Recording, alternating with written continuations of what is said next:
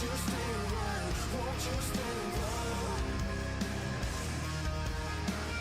It don't take a genie 'cause don't move your muscle, and you're no good at hearing it. I can't see how you don't care. I'm no good at hearing that you're okay to speak my name, to start over the new. I'm run over myself. I'm not out of the game when I'm walking the tightrope, doing the good. Won't you stay a while? Won't you stay a while? Won't you stay a while? I'm not ready to fight. Swear I'll stick to the tightrope, taking the steps. I might stay a while. Won't you stay a while? Won't you stay a while?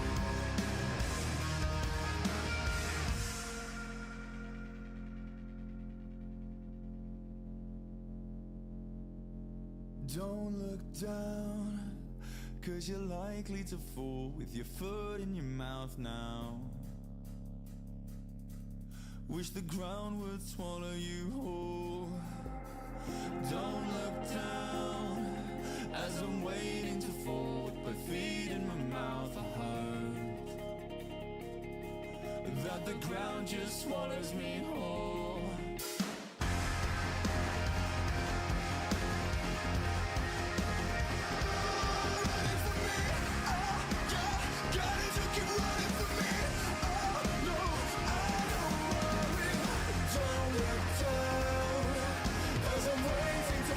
With my feet in my mouth, gotta to keep running for me. Always running. I'm walking the tightrope, telling the lie. Won't you stay a while? Won't you stay a while? Won't you stay a while?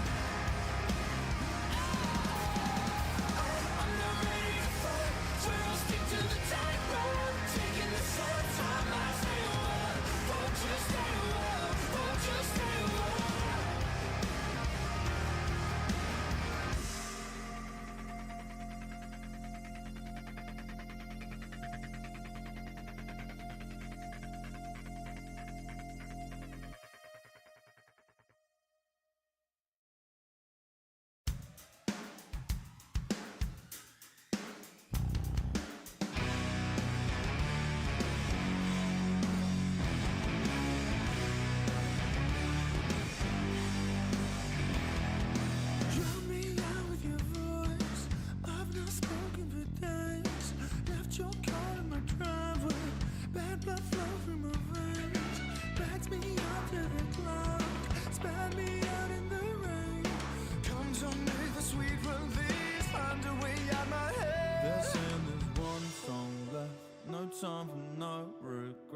I'll take my t-shirt off, swing it around my head. Say night you drove me, smoke whole pack of cigarettes. Say night you done me over.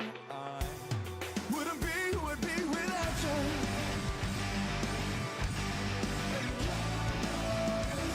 Wouldn't be who I'd be who I'd be who I'd be without you.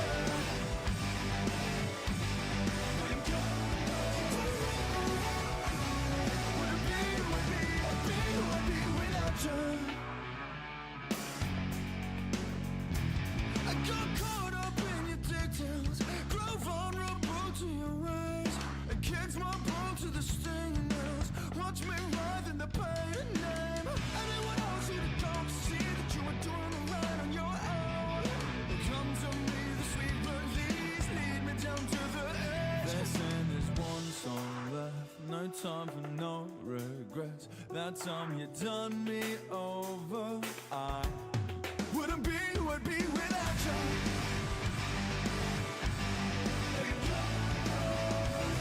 Wouldn't be who I'd be who I'd be who I'd be without you.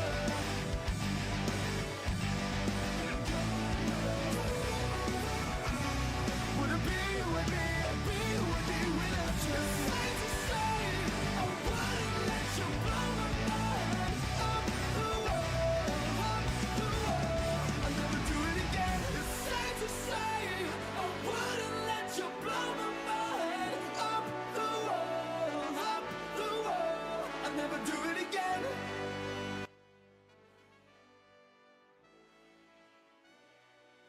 What are the oranges for? Oh man. Okay, we're gonna get it through with this. So I'm currently dying right now. I don't know if it's the hentai virus, but I've been like mega sick for the last little while. So you're gonna have to put up with a lot of mouth breathing. I'm gonna try to like do the whole like head turn and not breathe into the mic, not breathe like that because it gets picked up really easily. I noticed when I was playing around with it earlier. But yeah, I will do that. I will try to avoid mouth breathing, and I will do my best to mute any coughing fits. So that's the plan. What are we doing today? I forgot what we're doing already. Anyways, yes. So in October, we played a lot of gacha games. Talked nice things about gacha games. I am currently playing none of those gacha games because I got other shit to do and all that. And then I think the last stream we did after that was Enfield in March when a little after it came out anyway. Or maybe I don't even know. It's been so long. It's been over a month since I've streamed, and my brain's so frazzled right now that I don't even know. I don't even know the breadth of my own content anymore. But the last thing I remember we played was Enfield, and I'm still playing that, and I had lots of nice things to say about it. So we're going to be talking lots of nice things about two games today that came out end of April. So they've been out, both of them, for about 2 to 3 weeks each. Lots to talk about them. Oh yeah, we did play Horsey Game. You're right. We had a Horsey Game stream. Sorry. So that was the last thing we did was Horsey Game. Which is not a gacha game, surprisingly. But we're back to the slop. And we're going to be slopping it up. And we're going to be talking about some slop. And it's going to be really gay. But not really at the same time. And you'll understand where I'm coming from with that when I get in there. So, like I said, I'm very sick. I'm going to sound sick. I'm going to be drinking this knockoff Strong Zero that we have here. Because if you see, I don't know if it's going to show up on camera. But it's got whole lemon in it. So it's got to be good for you, right? It's got to be good for you. It's going to kill my liver. Considering I've been taking neocitrin like it's fucking... drinking it like it's water. And I'm stuck in a desert. But you know what? Like... Unk doesn't eat his liver. They have machines for that, right? So fuck it. I'm going to enjoy myself. I'm going to drink lemon piss water and we're going to have a good time. That's really what's going to come down to. Anyways. 2 games we're playing today are Neverness to Everness. That's the second game we're going to play. And the other one is called Mongil. I've already forgot what it's called. Mongil. It's not Star Rail because that's a different game entirely. Why am I forgetting? I have it open on my screen right now. And I feel really bad about it now. Star Drive. Not a good start, but whatever. Now, both of these games, as I mentioned, if you were around for the Enfield stream, both of these very much qualify as part of what I've defined as Genshin Plus. So, and both of these games, which I'll explain a little bit. It's going to sound a bit of a rude comparison, but both of these games are also tried to get their particular plus in early. And I'll explain that in a sec here, because it's a little bit of a disingenuous sentence, but I'll explain it. So, they're Genshin Plus in the sense that they're Genshin Impact plus something else. So, in the cases, Mongil is Genshin Impact plus like a monster collector.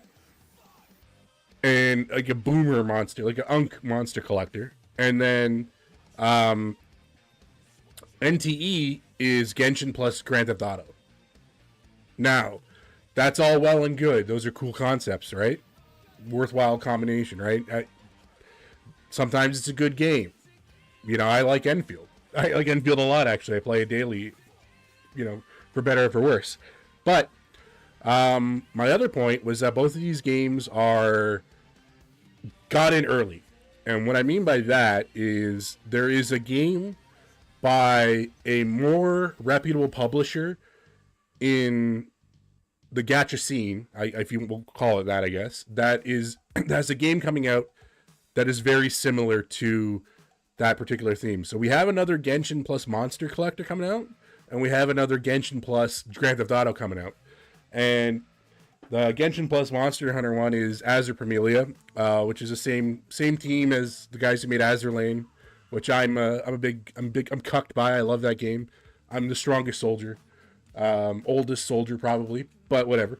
Just purely by age, not by playtime, but whatever. And then the other one is a game called Anata, which is coming out, and that was the one that looks a lot more like GTA, like it's got the guns and stuff like that, and that was the one that I actually thought Neverness to Everness was, because I feel like unless you're really paying attention, NTE kind of just came up out of nowhere. Like they had their beta like playtesting stuff early this year, and then the game came out at the end of April, and I was confused because I was like looking at all our stuff for it, and I was just like, oh, this is that game, but I don't remember these cat girls, right? No, it turns out it was a completely different game whatsoever. And the two publishers in question are Netmarble and Perfect World, which are a Chinese and a Korean. I think Netmarble's Korean, but both of them are companies that dabble more in like the MMO style game space, and all of their gacha games are generally like IP tie-ins. Like I think Netmarble does like a 7 Deadly Sins one, stuff like that, right? Like things like that. Who put these cat girls in my game, brother? There's a cat girl in every one of these games. It's like a law. We even have like a Katsune Miku, which I will point out when we get to that. When we get to NTE, but we'll have to. She's the main girl. But anyways, sorry, I'm dying. Pray for me. That's all I ask. But anyways, while I wave my hand around here, where's I going with this? Anyways, and so these are companies that their relevance in the gacha space isn't great. So I think it's like one of those things where they need to cash in early and and kind of get their, scrape their share of their particular niche, which is in this case the Genshin Plus whatever, right? But when these other games come out later this year, because I think Azure Pamelia is in playtesting now, so we should be getting that soon, and then we'll get Anata at some point this year, but whatever. Exactly. Some cash whale needs his niche. They got to check all the boxes. You're right, and that's the thing, right? Like, and like I said, obviously, like Hoyoverse makes $1 trillion off fucking. They can build fucking generators in China with the amount of money they make off of like things like Genshin and Honkai and ZZZ, Zenless Zone Zero, or ZZZ if you're Canadian, I guess. I don't think we even call it that here, but whatever. So they're really under threat from something later on if they don't really get their install base. And if you're not like a fucking retard like me who's on Twitter a lot and is force-fed gacha space drama, I'll talk about that when we get into the NTE, but there's a bit of VTuber AI drama that's it's kind of got like it's gonna hurt them, I think, in the long run, whether it's true or not, but we'll get into that in a little bit. But first we'll talk about Mongil Star Drive, and as you can tell by me forgetting the name of the game, this is the one that like I'm not gonna stick with, if we're gonna call it that. Is I've also been like walled by a boss, and we'll talk about that when we get there. But let me jump back into here. That's a splash. So this is Mongil Star Drive. As you can tell right away, it looks a lot like Genshin Impact, and that is not a bad thing necessarily. If I were to compare this to, so like I said, this is like an Unk JRPG PS1 style game. As weird as that sounds, it's not really. It's very much Genshin Impact, but like the influences I think that it tried to borrow were from kind of like these older games. And you can see here we got kind of like the same kind of like color coded elemental. We got like Fujobate Catman. One thing I think that it does have going for it a little bit is that there isn't like a generic amnesiac protagonist, and you can't pick the gender. And this is going to sound kind of stupid, but I think having that in any of these games, regardless of what it is, right? Like, be it Genshin, be it something like Enfield, stuff like that. I think that's got to, in my opinion, that's a mark against the game. If you give me the option to pick a gender at the beginning of the game, then I'm not interested. That's a bad thing, I think, and not because it's like inclusive or whatever, but I think it's because it's like you're going for that arc. You're going for that, like, your character doesn't know anything and he's got to have impact and stuff like that. And it works against something like Enfield, where it's like all of the characters and stuff like that interact with you. They know who you are, even though you're amnesiac. And all of like the comics and stuff like that, the prequel stuff, which is canon, it shows him as a dude, right? So it's like there is a canon option in that game, as popular as the female choice is. But your protagonists are this chick here, Verna, and this archer dude here who can talk to monsters. So the game is you kill monsters, and then you have a little cat which will show that sucks up their souls, and you get monsters. And now it's not like a monster battler. You get them as sort of accessories. This one doesn't have one. And you can kind of like level them up. You can merge them. Merging the monsters is sort of a big major component in this game. And it's also symbolic of what I think is sort of a knock against this game, which is it's very much a slave to RNG. Everything is randomized. You can get like, so it's like, doesn't matter what it is, gear, these like fucking cube things that which you can roll for, mind you, which is another thing you have to gamble on. But like different gear has different effects and stuff like that. You can merge gear and build your own gear and yada yada yada. And it's all well and good, but but like there's like two difficulty modes. And the hard mode, which is the one that we're playing on, which really isn't that hard until you hit where we're at right now, which is like the big bad of the series, which is the most like generic, like Dark Lord type character you'll ever see.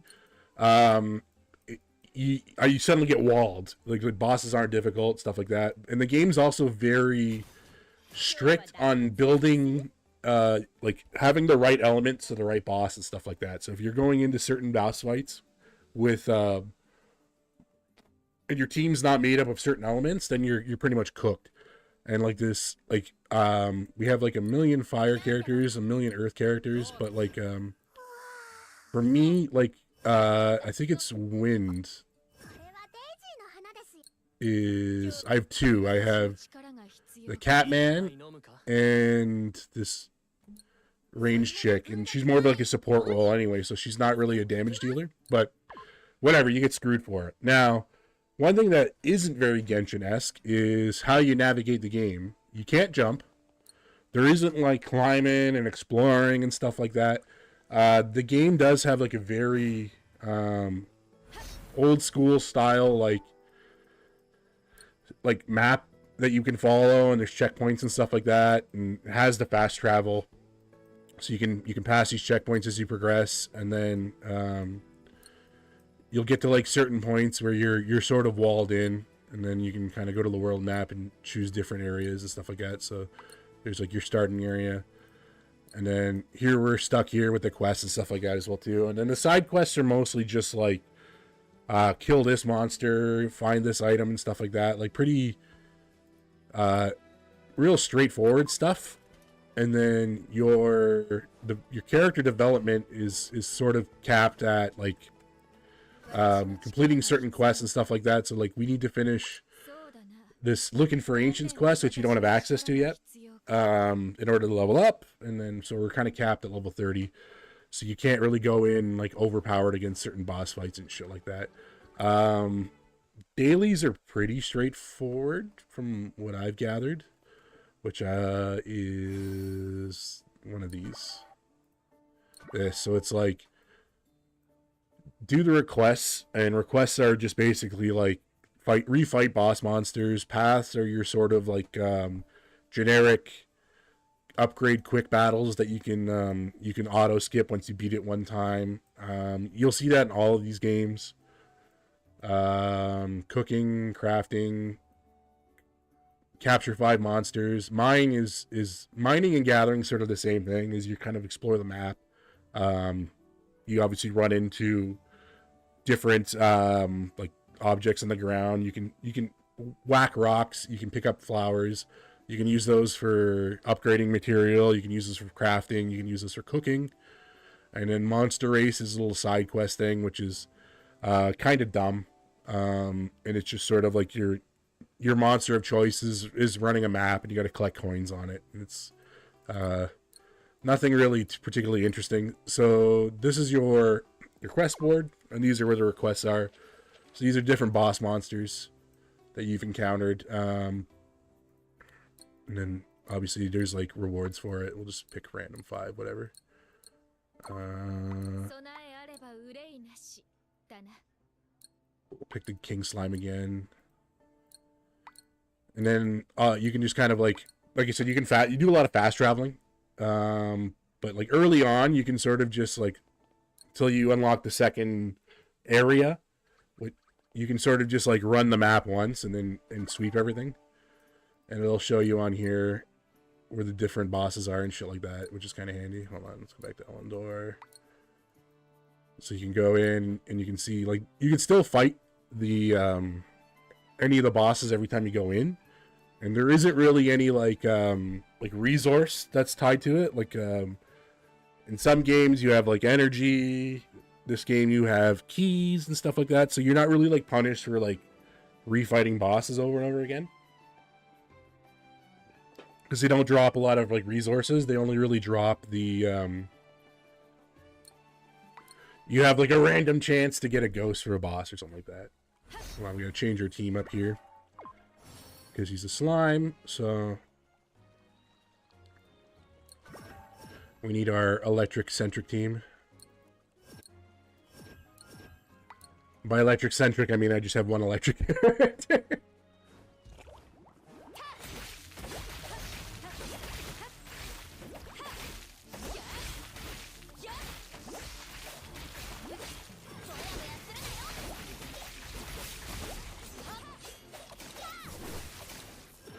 So combat's very similar to every other game like this, again, in a lot of ways, but it's a little bit like slower paced than something like Genshin Impact or not even Genshin. Similar to Enfield or what we're gonna see with NTE, which is very like hyper fast gameplay, and it's like combo based and stuff like that. So this one, the gameplay is a lot more it's like it's more, I don't want to say clunky, because clunky's not the right act, but it's like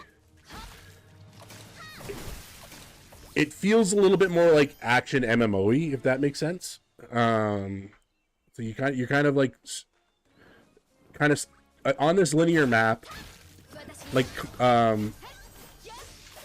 combos are a part of it, and like you can see, like there's at the bottom of your screen here, okay, with the cursor, so you can switch between your 3 characters, and then it'll be like an alert and sometimes it'll even pop onto the screen when they're ready, and you would just like press 1, 2, or 3, and like jump between the 3 characters, and then there's like a for certain enemies, you can use that to like break like a heavy attack and stuff like that as well too. You can right click to dodge, and if you dodge at a certain time, it parries an enemy attack. And then these are the souls you can capture. You got a little cat with like a little interdimensional portal in his stomach. So that's Nian. His name is Nianers. So he's a major character for some reason, but he's like I don't know how to describe him. He's like a cat that is like magic. Okay, that's the best way to put it with my brain power right now. Like I said, you kind of go. It's kind of linear. It's it's not very combo centric. Like I said, like it's not like something like we're gonna see with NTE, and it's not like definitely not Enfield, which you like stacking like those elemental combos and stuff like that is very is like a major part of the game. Oh, I think we gotta stay here. Hold on. I'm looking for one of the wolf. Yeah, okay. Hold on. Yeah. We'll find a little bit more of a, not a difficult boss fight, but a bit more challenging boss fight.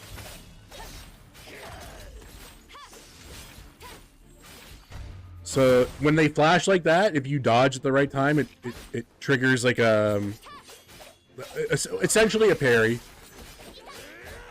And then dodging's like a big part of the game because like with certain bosses you take like retarded damage. So I failed that one. Every character has like a special attack that charges up, and you can see here they have like their big like super special attack with the animation.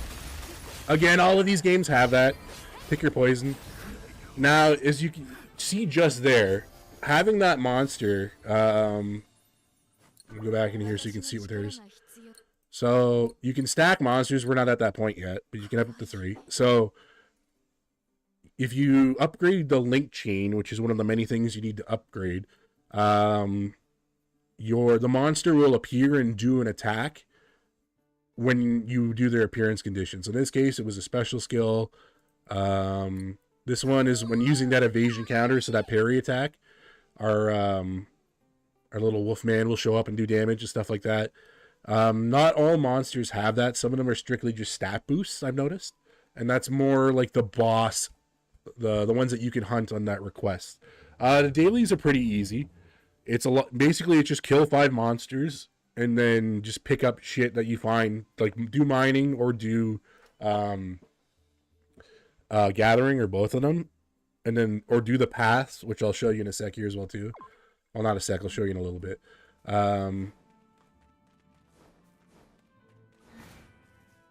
See, here's like some shit you can gather. This is just an NPC, so we can't fight him. And this takes you to, excuse me, another territory. So here's like the mining, like real complex shit. Hit rock, get rock, and then you can go back and look at your, not carrot, keep on the wrong thing. This one here.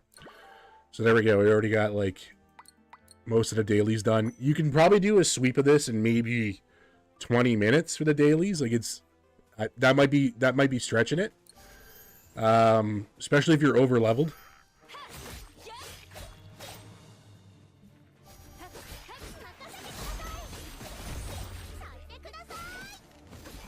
But yeah, they're very straightforward. The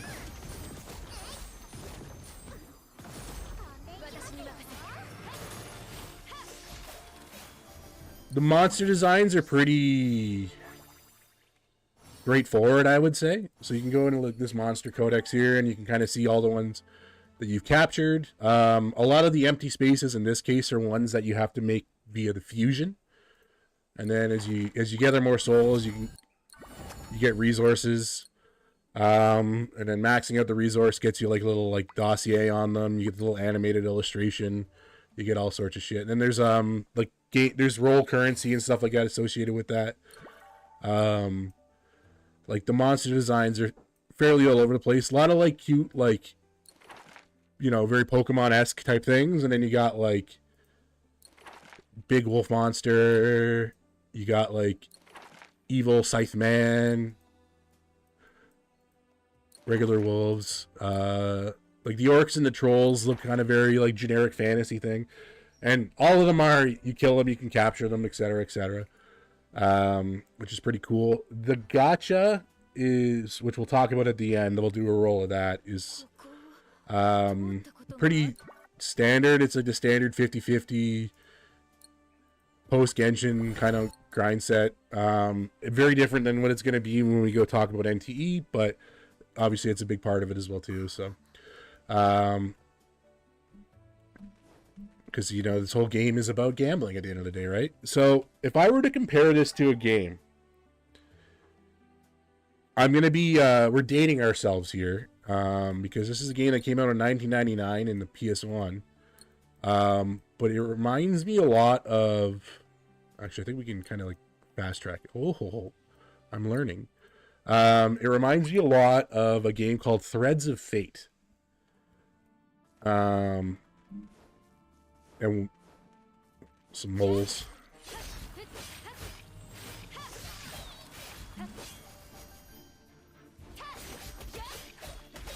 Massacre those guys. And so like I said, you can't jump, so there's like certain areas you can navigate. Oh yeah, we killed him already. So technically not, but yeah. Like in, there's value in exploring the map, even though it's not very big, because there is a lot of like secrets. I don't think you'll see it too much, because like this is all stuff I've like, cleared like several times over. But like, mine. Oh, didn't mean to do that. But it worked anyway. All right. And then there's achievements and shit. Like this is like an item you can find that has like some lore. There's areas that have like these little books, these little floating books, and there's like a puzzle associated with them and stuff like that. Now, what I kind of find really annoying is that when you're on, when you're on like a quest, when you're in like a hostile area, the game will just walk you there. Like it literally hands-hold you. It's just like, no, you gotta walk.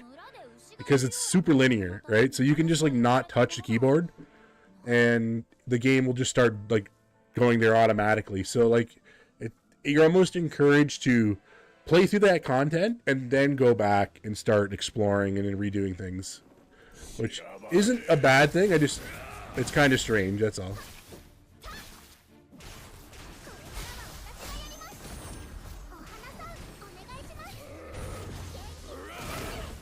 So we'll beat this guy. Our little magic elf. And so that's supposed to be a healing attack, but because he's weak to, as you can see in the I can't show it now, but at the bottom of his health bar on the very right hand side of it, there's a little symbol that shows like what the element they're weak to is. So he's weak to earth. So our best option for that is a mass healing attack. And then with certain boss fights, and again, pretty standard for these games. Enfield has it, NTE has it, Woo-Wah, blah, blah, blah, blah, blah, all has it. You can do enough damage that it does like a break ability, and then that's just like, you just do a lot of mass, you can just start like mass spamming abilities of the bosses, all three characters at the same time, which is pretty cool, I guess. But this is sort of like the bulk of the game. The only other thing that's really substantial is that you have paths, which are these, and these are, you would just farm. Like each one has a little challenge. Like this one is that this giant slime is running away from you, and you got to kill it before it does it. Before it runs a course of the map. And then there's like a different one for each class of characters. But like I said, you can just auto clear it, right? You can do that. Use your keys, which are your finite resource. Auto clear it. Another thing that they've sort of added, or they have the game, which is very very dated, I'd say, is if you go to, let's finish our dailies here. We got to do some more killing. But anyways,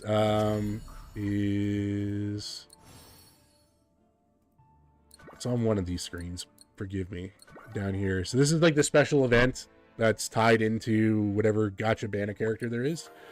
And you can do event stages, which are just sort of like battles. And then there's ones that are like higher difficulty and stuff like that. You can't collect any of the ghosts from this. But they are tied into like a currency, so you can buy rolls and stuff like that with different characters. You get bonuses for having the particular banner character and doing them. And then there's like little story events, which are just kind of like really short, simple cutscenes. This is the second banner now, so I'm familiar with. I haven't done this one, but like very light duty stuff. And then up here, that's our currency. These are our gold ones, and these are our like, I guess silver keys. I think how it works is that these are finite. So you get a shit ton of them for starting the game, doing the tutorial and stuff like that. And then these are the ones that, like, once that's gone, that's done. But these are the ones that sort of are, like, they refresh and stuff like that. From my understanding, clearly I haven't run out of the gold keys at any point, so that's fine. Your adventure levels kind of tied into tasks and stuff like that too, but again, like, leveling up is sort of like double walled, so it's story walled and it's adventure level walled. So I'm like well ahead of it just because like I've done a shit ton of stuff outside of the story. So yeah, there's that. That's got that going for it. But it's fun. Like I said, it feels dated, but it appeals to the Unk side of me, which is kind of cool and stuff like that. So we'll finish off our requests here and fight some more bosses. And then we'll do a gacha roll, and then we'll move on to our next game.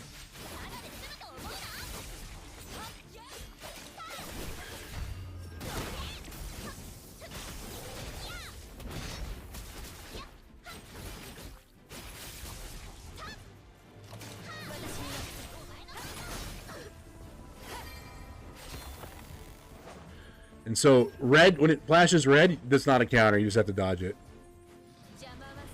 But the yellow ones you can counter. And then you can see that bar that's below the health bar there is, we want to max that out. So that's the break bar. So this is a bit more of a difficult boss fight. So we'll probably break that pretty quickly.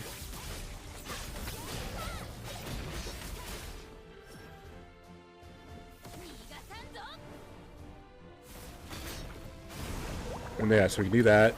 We can send our lovely fat cat at him. And then we can just start spamming shit.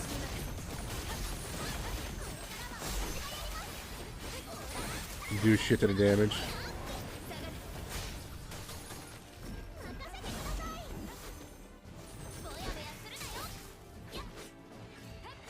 Oop. So the gimmick for our electric character here, which I think is probably the more interesting of the three, is she's got those electric orbs above the health bar. So that is like the more damage you do with the basic attacks, you can fill it up. And then when you hold down the attack button, her spear turns into a hammer and does a bunch of damage, which is pretty cool. And we're just gonna get fucking wailed on here.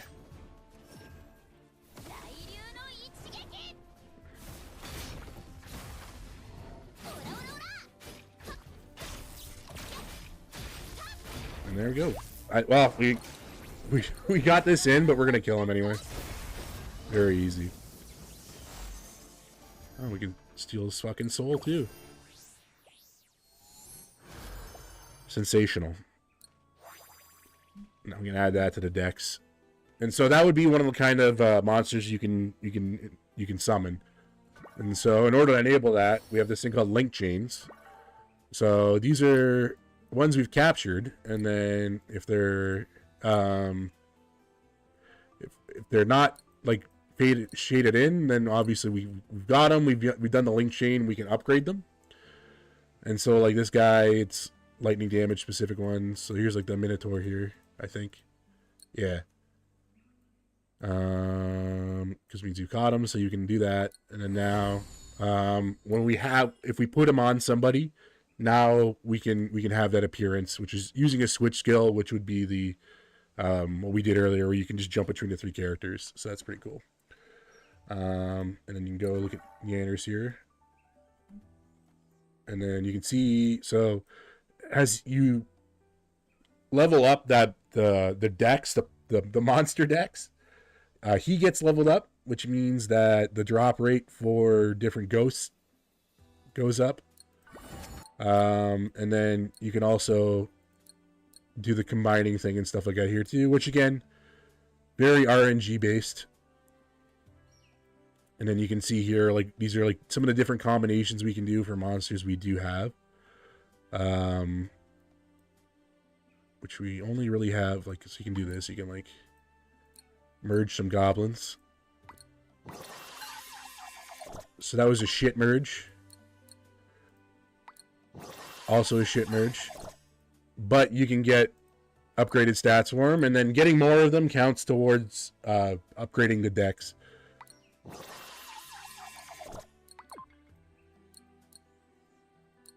That's a private, right? Okay, yeah, hold on. And there we go. So now we got a second lieutenant. So that's a mutant offspring. 33% chance every time you do it. I think obviously with rarer stuff it's gonna be further. And if I'm not mistaken, hold on, let's go back to Neanders.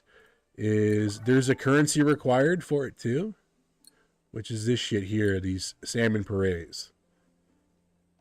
And then you can sort of like lock in traits, and the traits only really matter when the rarity's higher. So obviously, like, the color in the background defines rarity here. So we have a lot of shit, a lot of Rocky Manders. You kill a lot of them in the story, so yeah, it's gonna happen. And then this is like one of the ones you get for your like pity login. And that's doing it too. And then another, so the paths we explained. And then conquests are boss battle. You can also auto clear these. Wowzers. Very difficult. And then there's like different difficulties and shit like that associated with them as well too.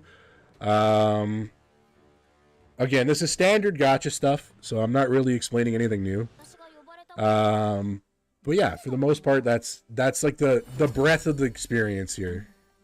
It's got a lot of like traditional gacha game stuff, and it's got like a coat of a very Genshin PSX RPG inspired kind of element to it, and like I kind of like that aesthetic. I'm a bit of like a game boomer when it comes to a lot of stuff, and I do like my PlayStation 1 RPGs.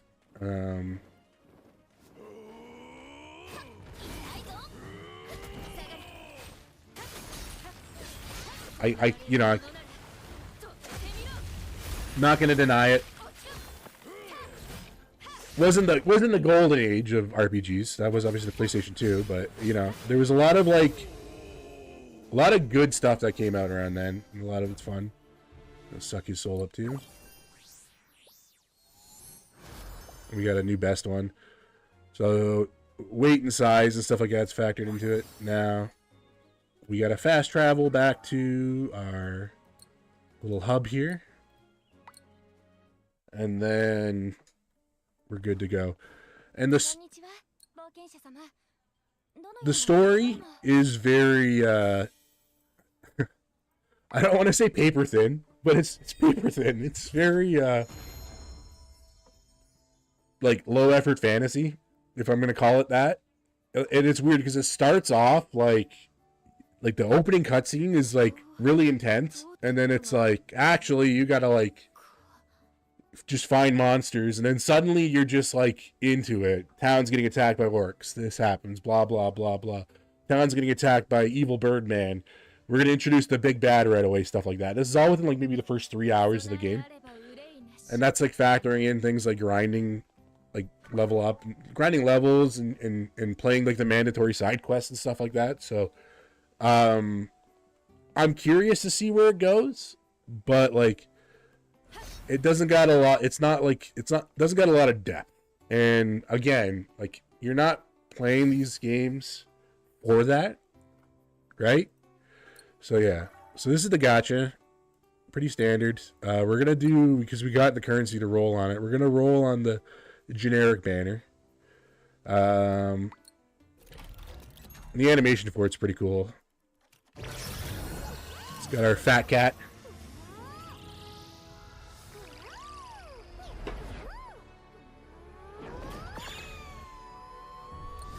And that's a pretty pretty shit one, I would say. But we got a new character out of it, I guess. That's cool, I guess. But she's ice, so it's worthless to me. And then you just get a lot of gear, so that's cool. But she's support too. Fighter. Okay, so maybe she will be useful eventually. But anyways, so not entirely worthless role, but you know, we want we want win characters right now in order to fucking get past this boss fight that I'm stuck on. But I digress. So that's the kind of the quick and the dirty of Mongil Star Drive. I don't see myself playing it long term, but it's fun. There's things about it that I like, so I'll give it that. So I'm gonna go cough my lung up, and then we are going to start the next game. But before that, I'm gonna go, like I said, I'm gonna go cough a lung up, and then we're gonna play. And while I do that, we're gonna play some copyright music, and then we're gonna come back and we're gonna play another gacha game, and then I'm gonna yap some more. Okay, so that's what we're gonna do. So give me a sec here to pick the right mouse, and then we will do that. Okay, so I will see you guys in a couple minutes.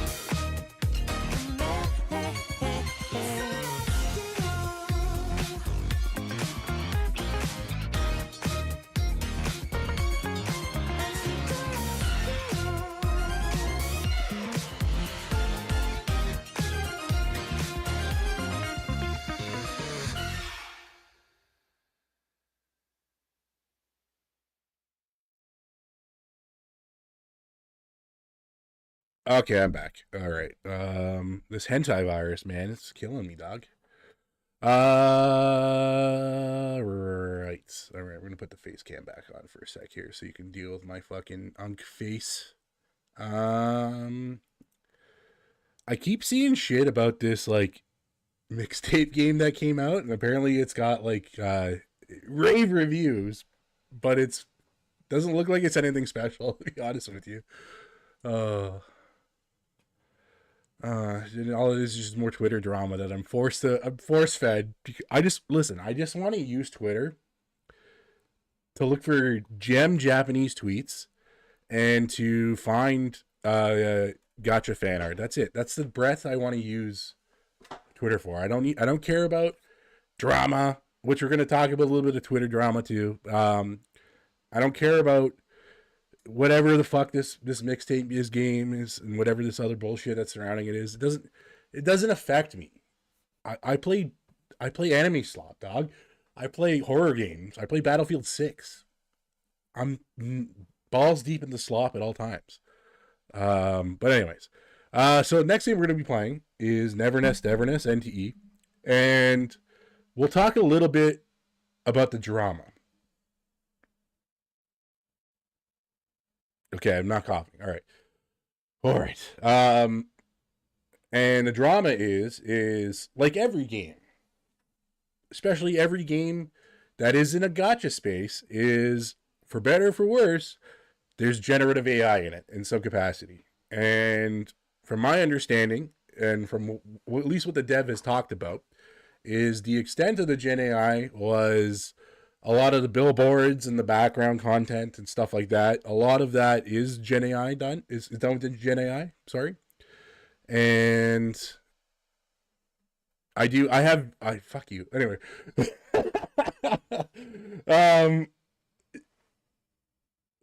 Can't read the chat and talk to the camera at the same time. I moved my computers around. A lot of it's done with Gen AI. And this was some stuff that was a carryover from the beta stuff, and there was already this. Apparently, a bunch of it's already been changed pre-drama, and future updates they're gonna be swapping it out and stuff like that. Now,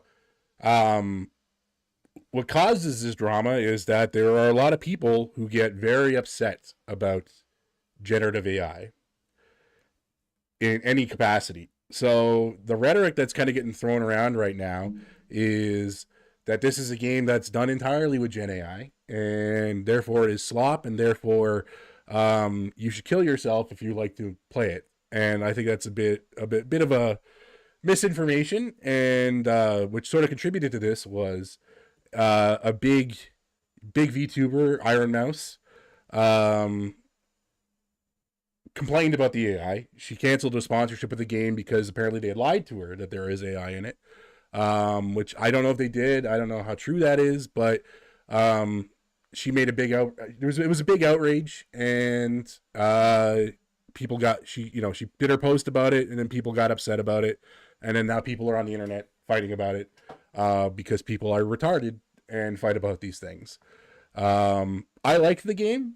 I think it's a lot of fun. I'm not really, when it comes to generative AI content, I don't like it, but I've sort of accepted that it's going to get worse. Like it's not just going to be billboards anymore. It doesn't matter what we do. And even games that like people have jerked off, right? Like stuff that I've jerked off, like Stellar Blade. I love Stellar Blade. There's Gen AI stuff in some of the background content. The guys who did Expedition 33 mentioned that they used AI for some stuff, right? It's just like I think the industry sort of sees it as this like tool to make things easier, whereas like the audience doesn't view it that way. They view it as sort of like laziness. They view it as a way to cut out jobs, stuff like that. And I think the truth is sort of somewhere in the middle. And eventually there's going to be an understanding, but like it's like for better or for worse, man, it's like here to stay. So enjoy what we get now is really what is kind of my message for it. But anyways, that's neither here nor there. We're going to play the game now. Like I said, this one has The first mark against the game is that there is the option of picking gender for your amnesiac MC, and that's a little annoying. But it makes sort of sense in we'll get into that in a second here. So first thing you're gonna notice, we're sitting, is you get a big city map, and you're like, wow, this looks a lot like something like Grand Theft Auto or Saints Row or anything that's like that. And that's what it is this is, like I said, this is Genshin plus GTA. Safer to say it's more Zenless Zone Zero plus GTA, because Zenless Zone Zero is the more like modern fantasy version of the two. But you get a lot of freedom to do things. You can climb buildings. Very novel concept. You know, not like you can do that in Genshin. And then we're going to find an actual road. Here we go. And we're going to drive around a little bit. And I'm going to yap about dailies and stuff like that. Where do I start with this game, I guess, is kind of the... Yeah, it's anime GTA, exactly. Where do I start talking about this game without kind of like... I guess we'll kind of get like the more expected generic shit out of the way. And to do that, we're going to go into dailies, which I think is under Circle Bounty. Yes, it is. So dailies are obvious stuff. Or is it? Maybe I'm no, this is the battle pass shit. All these games have that, by the way, too. It's nothing new.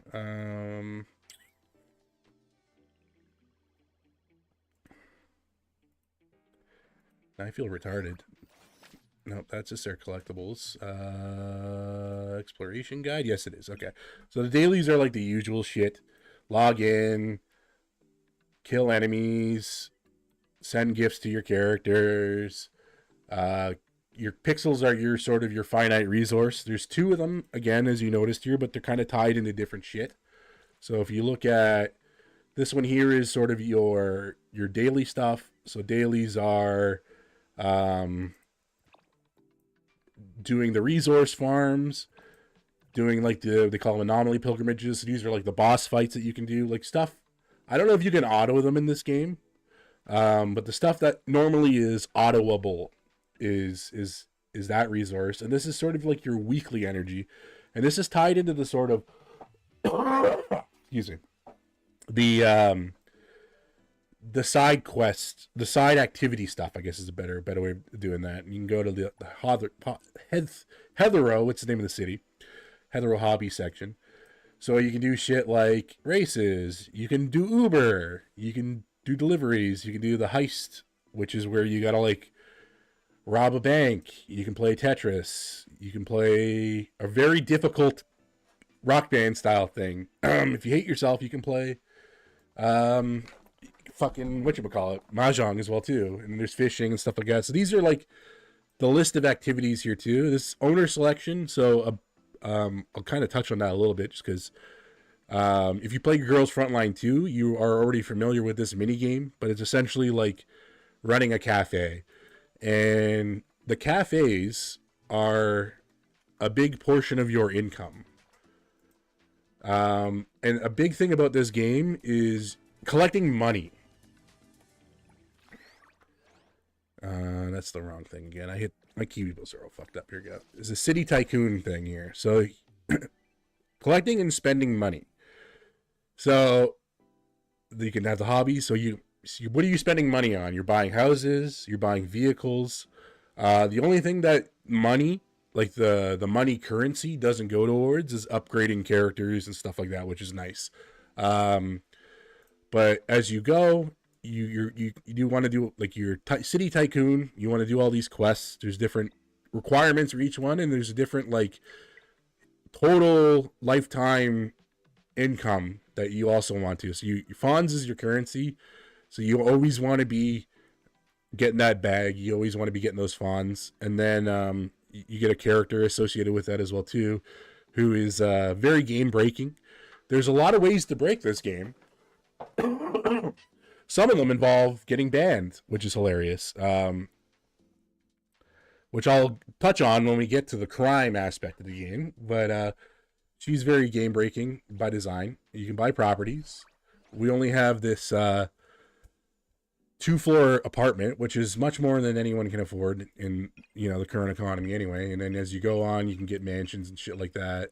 And then obviously their price is absurd. And then the big thing about this game in this universe is anomalies. So all the enemies, all the bosses, all of these your furniture, even some of like the side characters, they're tied into this concept of an anomaly. So the best way I can sort of describe it is it's sort of like parallel universal entities that have leaked into ours. And it could be things like daily activities or fears or even memes. Like there's a side quest where you're fighting like a mimetic boss that only exists because people are talking about it on the I think they call it, it's not Baker's in Enfield. They talk about it on it's another baking reference, but they're talking about it on like the in-universe social media. But then there's like other things too, right? Like in our house, you can fight bosses and then upgrade your anomaly furniture, and they give you different stats and stuff like that too. So there's a in-game justification for it. And also you can invite certain characters to move in with you. And that's part of the bond system, which we'll talk about a little bit, I guess now, might as well. It's a big part of the game. So you have different characters. Oh, we're on the wrong screen here. We gotta go into, no, you gotta go into the bond screen because it's a separate screen. So you have your whole gamut of gacha characters. The current banner is this one here, Natalie, who is autistic. They're everyone in this game is retarded, which is a good thing. And then you can give gifts to your characters. That increases their bond. Obviously, they like different things. Your bond rating is dependent on that. You can unlock these from like login gifts and the battle pass and stuff like that. These are worth 2,000, which is why we have some characters that are like high bond. Obviously the foids are all going to be higher bond. Now, as you I'm going to interact here. No, it's under, hold on. There's a tab that I need to find.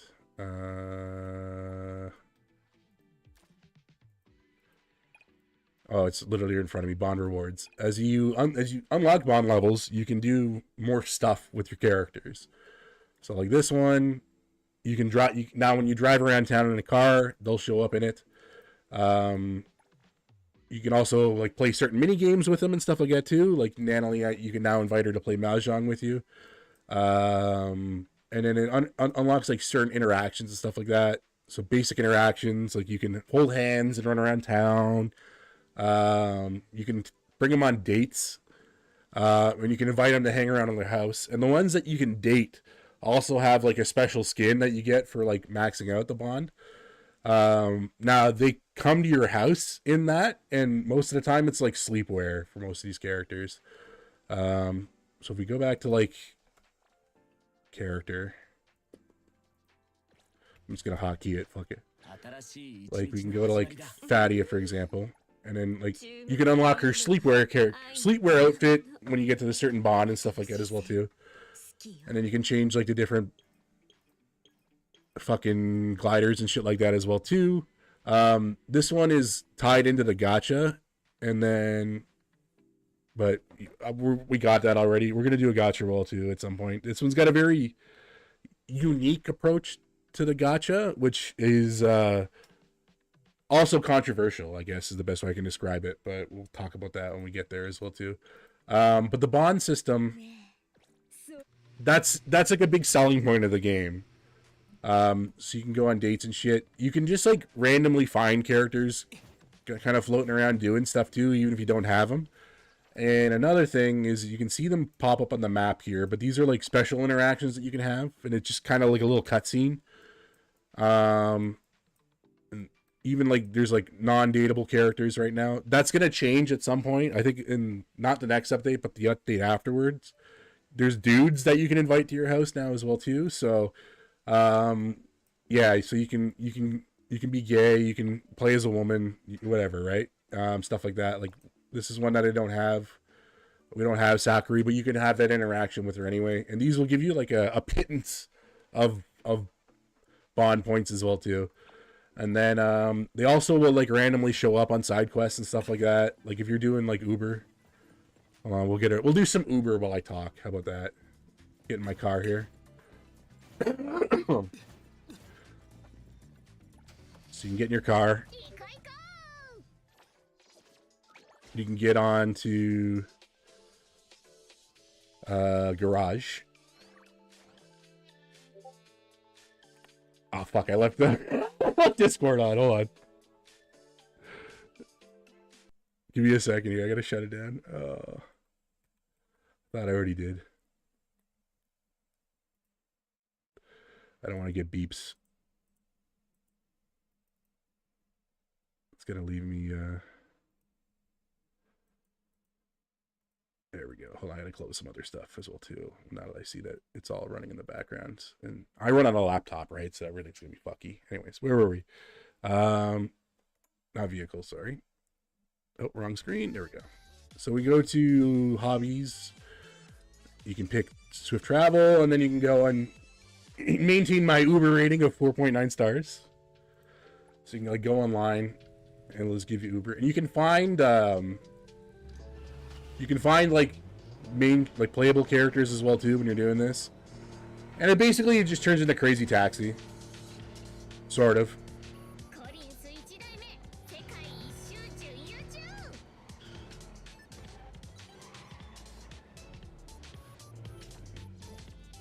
And I spend a fair amount of time doing this every day I play.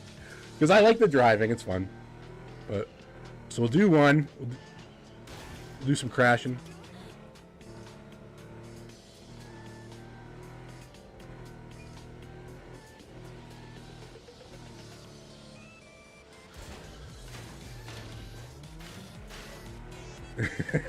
And then we'll talk a little bit more about some of the other open world stuff. Well, I hopefully still get 5 stars. It's okay, we're fast as fuck, boy.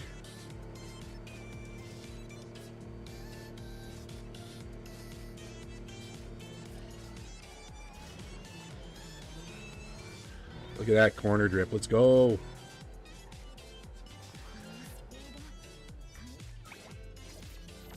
Hell yeah, let's go. I believe there is a rip-off Ferrari. There's like a brand that's like the luxury sports car brand. And to my understanding, I don't know how bullshit it is, but there is going to be like a Porsche crossover at some point. So you're going to see a nice little Porsche at some stage. Now, you can see on the mini map up here is there's a lot of things. A lot of things on here, and that's obviously because there's a lot of shit to do, and you zoom in, you can see more. So all your activities, all your bullshit's on here. Racing, fishing, these are your cafes that you own, which I'll talk about in a sec here too. That's a delivery job. This is Nakupeta is like a fish that lives in a fountain, and you can like give it coins and they can bless you or curse you. That's my house in Wiener Apartments, another delivery. These Werthermer Towers are sort of like the main area hub. So these here are other fast travel points. Excuse me. And you have to, when you first start, this area down here is kind of the only one that's visible on the map. But you can go anywhere you want. Like nothing's walled off to begin with. But like you got to find these towers, then you get the map, and then you got a better visibility of activities and shit you can do in the map, which is pretty nice. These are train stations. This is the band mini game, and then there's like restaurants and stuff like that too. Those tie into dates. And as you drive around, now I do drive. I drive like a Canadian, sir. Correct yourself there. As you drive around, or walk around or climb buildings and stuff like that. You could be a loser and look up where stuff is, or you can be based and then just explore everything like an autistic moron. And you'll run into different anomalies. Like this one here that you can find is the sea prisoner, which is, you need to find them because they drop resources that required to like limit break. And for example, you can find that by driving down this tunnel. There's like an underwater tunnel that you can drive through. And the first time you do that triggers the boss fight, and then you can go back and then do the anomaly encounter with that, which is pretty cool. So there's a lot of these like kind of just like random set piece things that you can find. And then on the mini map here, you can see like there's that little blurb there.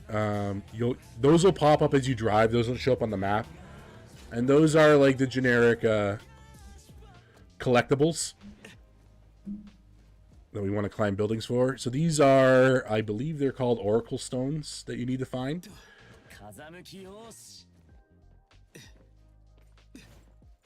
We'll switch to Katsune Miku because it's more fun.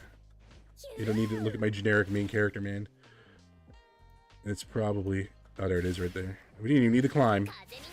So you find these crows, and those are like a collectible. There is a barefoot witch who will eventually be a playable character, from my understanding, who takes them from you, and you can also take really good pictures of her feet if you are into that. So that's pretty cool. And these are just like random thugs you can fight too.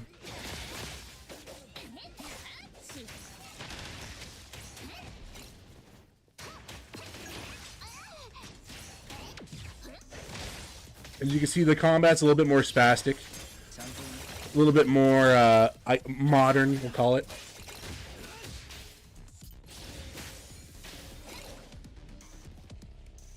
Now, normally, you only find those guys when there's like an associate. So, things that will pop up on the mini-map are crimes in progress, oracle stones, and it's like 11 a.m. or something like that, they call it. It's like a certain anomaly, and there's like anomaly fights that are tied to it.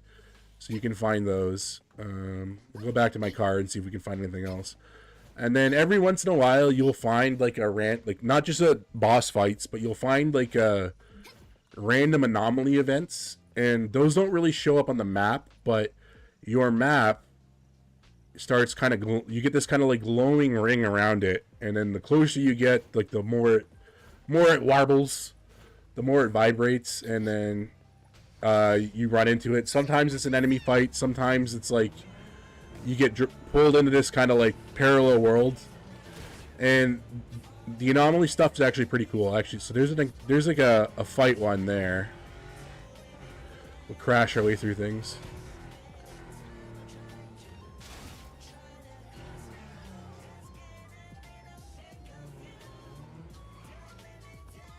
It's probably on the roof as well too. All right. So we climb. Nice thing about the climbing in this game compared to something like Genshin is you have a stamina bar, obviously, right there, but you don't fall off. You just can't. You're not able to do like the quick climb, which is nice, and it helps that there's like two very giant buildings. Not one of them you're required to climb. Yeah, it's little fucking these fish.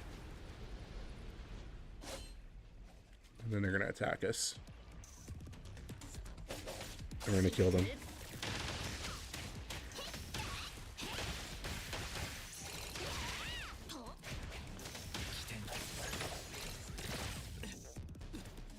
So it's dead. And then you get like you get an item associated with it too. And fighting anomalies and doing these challenges and stuff like that, there's a lot of materials that are associated with it as well too. Upgrading shit, sort of. There's a lot of mats. There's just too many mats, some would say, which is a bit annoying. We'll go look at that. So like ascension materials, we gotta reach a certain appraisal level, which we're not at yet too. But like there's these, and you have to fight the headless rider boss to do it, and then you need these obscure whispers, which are every class of character has an individual one as well too. Um, anomaly drops, you can craft them. You can pay real money if you're a chump for them. Anomaly drops are obviously like fighting certain enemies will drop these things. So there's like a value for like killing everything you can. Now, I guess I didn't really talk about it too much, but the combat is, again, it's very much like every character has an assigned element. Cosmos, anima, stuff like that. And when you build a squad, as we'll see in the formation here, different elements like link together. So what that means is that if you do things like you trigger a certain ability or use it, like finish a combo or something like that, these will start at the side here. These will start flashing, and you can do like a switch attack for it, and it does a shit ton of damage and stuff like that. Now, it will only work with like certain adjacent elements. So our MC character here is a Cosmo, and all three of these are anima. So I can switch into any three of these, but I can only switch back into him, kind of like that. And this is the wife squad, so there's not really any incentive to do anything about that. Otherwise, and we also have a rich lady with guns. So your female representation, I'm going to be very careful about this, is very very true to life, stereotypically. And what I mean by that is you have autistic woman, drunk rich woman, autistic wagey, BPD self-harming woman, and then you have autistic teenager, and then you have paraplegic woman. So she rides around on a jellyfish. And she doesn't really do much. You can't climb walls with her, which is, I guess, very accurate and fitting because she can't use her legs and you can't really climb walls with the giant jellyfish. And then you have autistic blind man, literal child, generic wolfman. So you got a lot of reputation. Bujo bait, and then that's the extent of the character so far. The next banner is another drunk rich woman. And then, like I said, we got Barefoot Witch. We got a lady that looks like a demon coming up. There's other characters in here. There's an autistic. I don't have her, but there's an autistic woman who has an angel wing and attacks with a motorcycle. So her weapon is a motorcycle, which is pretty kino. And you can get motorcycles in this game as well, too. So you're not stuck with cars. There are motorcycles. I don't have a motorcycle. There is fall damage, so you gotta not die. But like on a back street like this, if I trigger like vehicle, I get my little shitty Vespa scooter. So we're stuck at 40 kilometers an hour, baby. You can also steal cars. And as you can see here, because we crashed into a wall, this is your crime meter. Very Grand Theft Auto. So let's do some crime and see what happens with that. So there is a limitation to how much crime you can do. Let's steal. Let's find a car to steal. You can requisition vehicles from people, but they won't always let you, which is kind of dumb. Let's not drift into the tree. Let's find a parked car to steal. I'm a good driver, guys, I swear.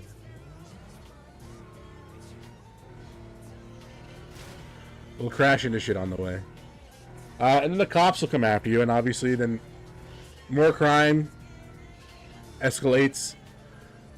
I think attacking civilians is the easiest way to do it. Your passenger also comments on your driving if you crash a lot.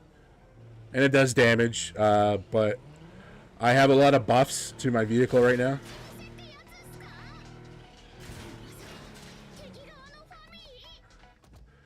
We're just going to attack this guy's car. Until the crime meter goes up.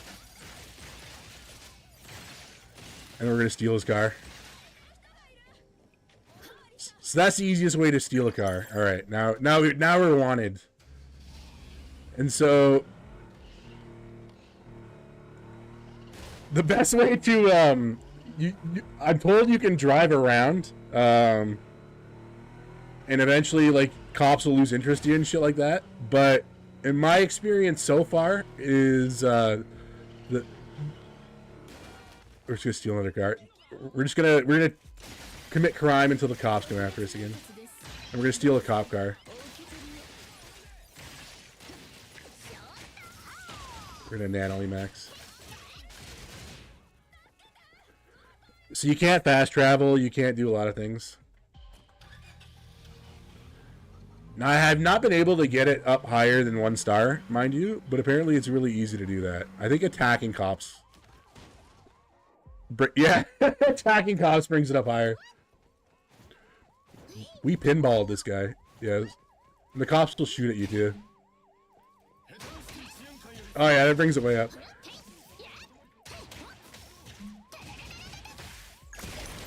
Yeah, there we go. Heating up, baby. No, let me steal it. Then you'll have like, yeah, like flying anomaly cop cars coming after you.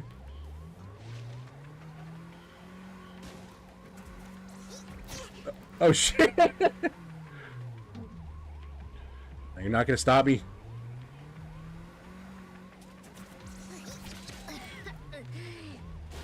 You can drive. You can steal buses too, I think.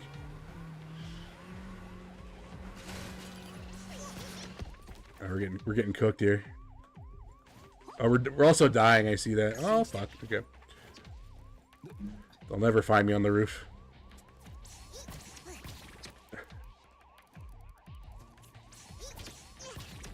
I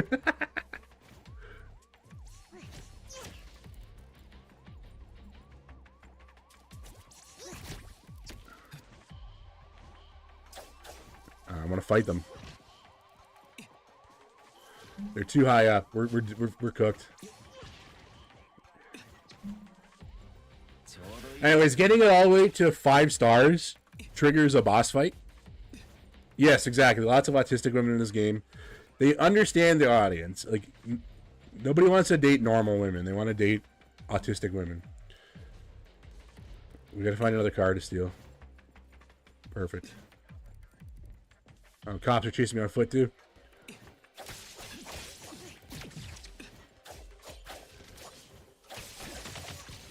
Oh, you can fight the anomaly car too. And then we're gonna... Oh, we got arrested.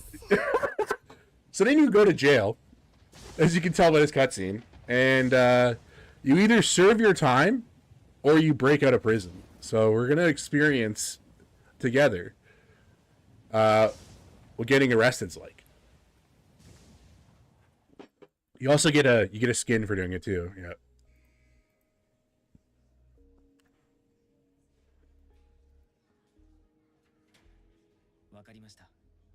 Now, there are multiple ways to break out, from my understanding. All fines are paying. We're not paying fines, bro. We need to chase that bag.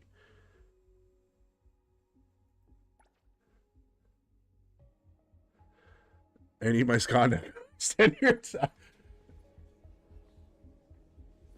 So there's got to be...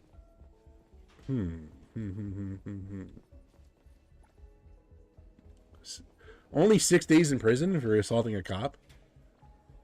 Yeah, so there's multiple escape methods.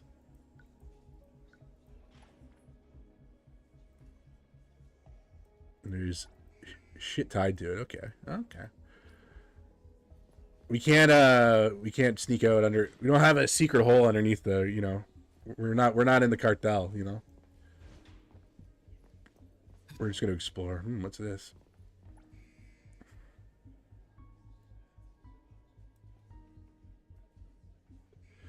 So I assume that if we go to sleep, we're still in prison.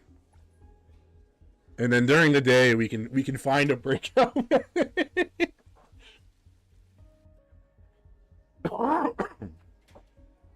Oh, tough life. Call the guard over. I want to exercise, sir.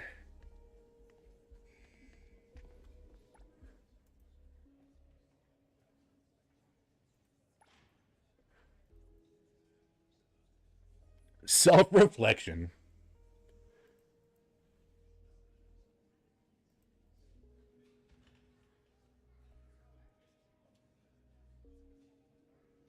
Okay. So we have different time we can do things. I assume, yeah, resting is ending the morning. Okay, we'll go to the afternoon. We'll see what we can do after we leave the cell. Don't drop the soap. Oh, we can get items in here too. Ooh. Strong painkiller. Okay. Take that.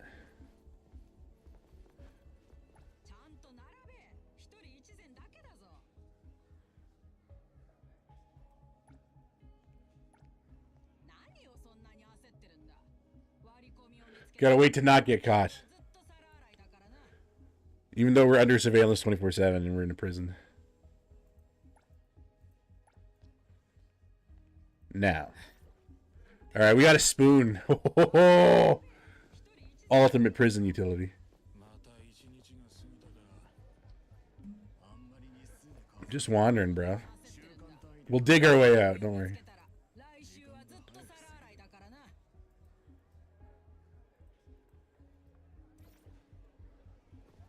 So canonically, we were also already in prison. So during our, where do we eat, dog? All right, I'll talk to Guardman. Oh, what's this? Weekly felony. Poorly printed bootleg manga. Okay.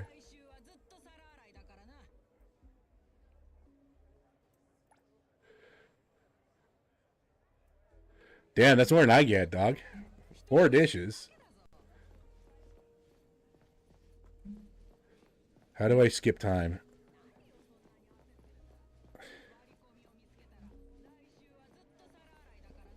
I'm just trying to see if there's other things I can interact with. I'm just walking, guard. Can you let me back to my cell? Be glad you're getting fed at all. Absolutely, sir. Yes, sir. I'm not planning on breaking out at all. I'm not plotting my great escape. Now, I guess... Yeah, I didn't gamble enough. I'm in GACHA prison.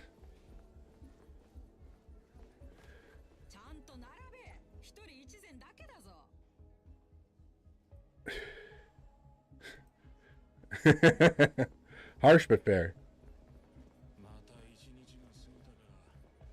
Sir, I'd like to make time go past.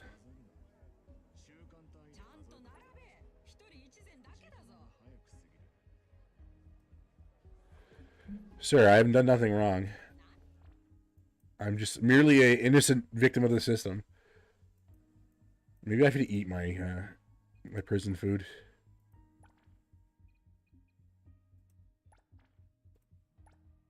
Oh, I can't even use it. Yeah, you only get one skin, the prison skin. I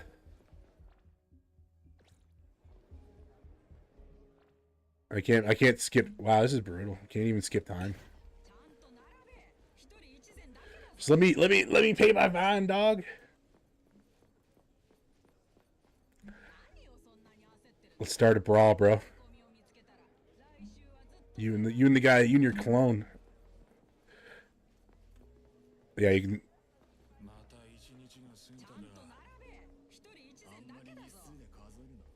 So we stole our spoon. We got our spoon.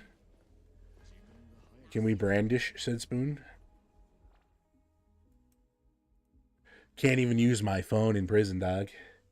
What kind of hell is this?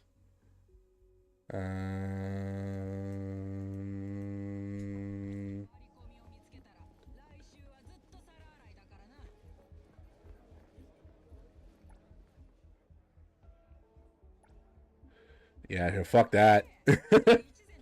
I mean, that's two taxi cribs, mind you, but you know, we got to figure out the way out. We got to escape. Double our fine.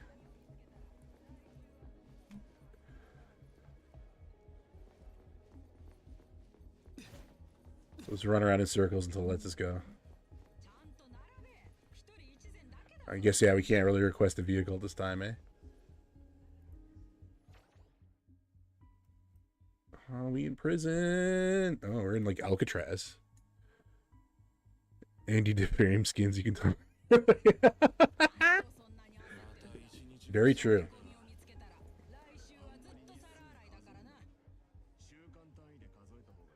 Yeah, that's him schooling me. Listen, I beat up some cops, okay? Nothing. I did nothing wrong.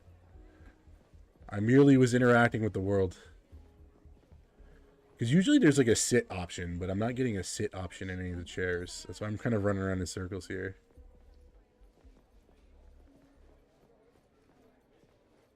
Which is a bit annoying.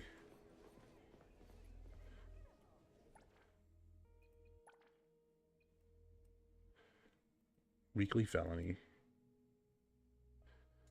Exactly. I am simply a victim of socioeconomic factors.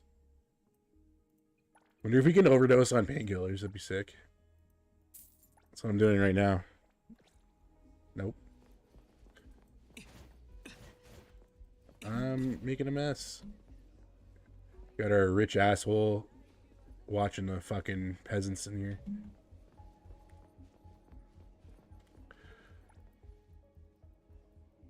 Boyd!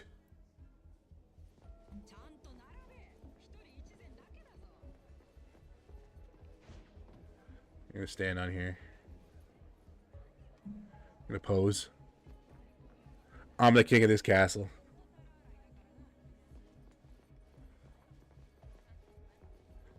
You know what? Let's just pay the fine. I'm not patient enough.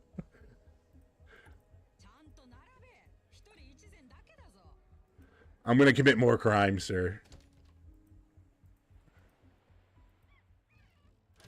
Get the fuck out of here. So now if I go into the character, I should have... Unless I have to escape with it. Hold on. Hold on. Hold on.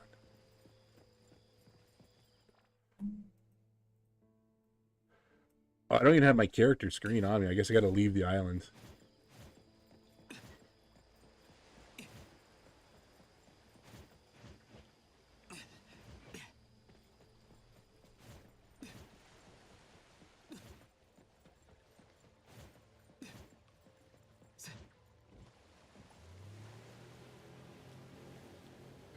Hijack the police boat.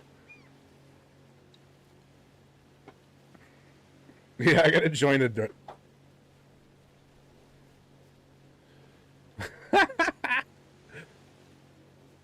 It is very Tony Hawk's-esque, you're right, for a prison. I think that was like an Alcatraz map too in that, wasn't it? Hold on a sec.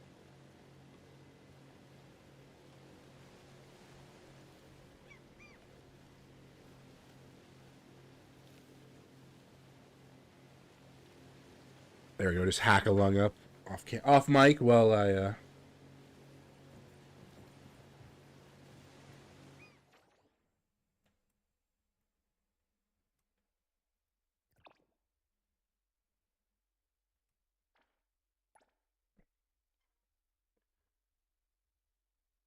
you can get magazine. So I'm sure so painkillers are like an exclusive to that area thing. That's pretty fucking weird. I just fell off the boat. Well, that was dumb.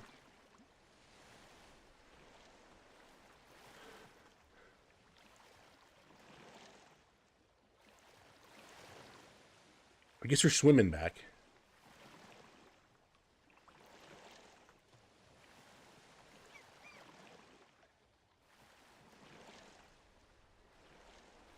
I wonder if you drown. I haven't done a lot of swimming in this game. Or if there's like a shark attack, like a punishment for swimming for too long.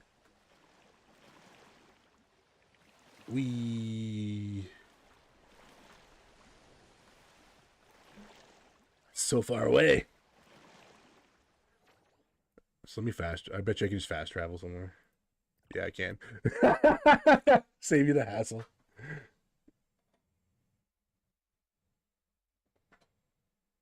I was framed. It wasn't me.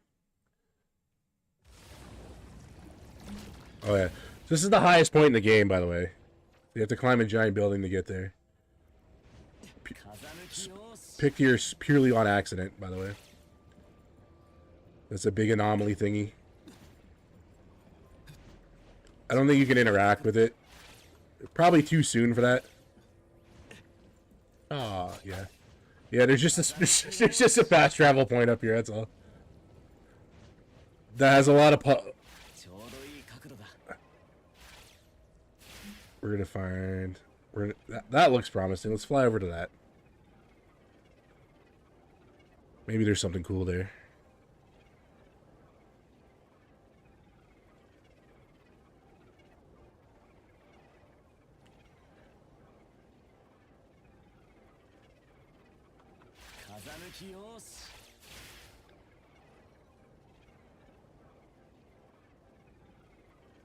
Whee!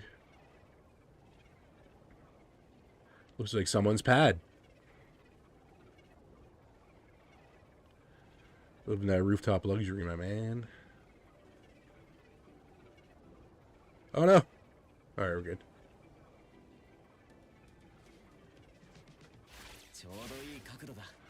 How was everybody's weekend? Gotta fill the dead air somehow.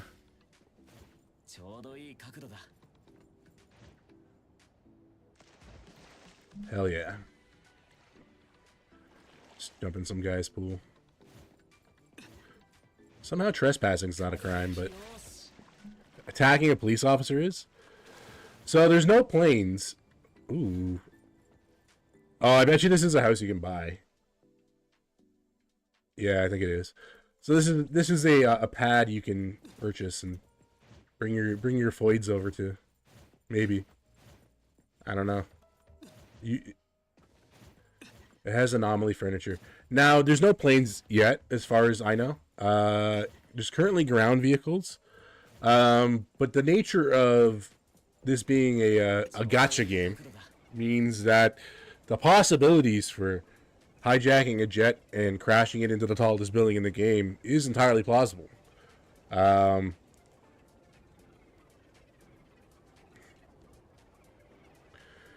that's why you shouldn't listen to Iron Torta and not play the game, because the game is fun and there is lots of stuff you can do, possibly, if it is at all in your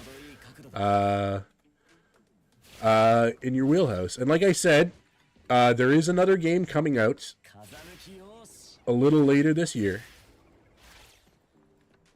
Oh, here's another one of those challenges. Oh, it's a plane.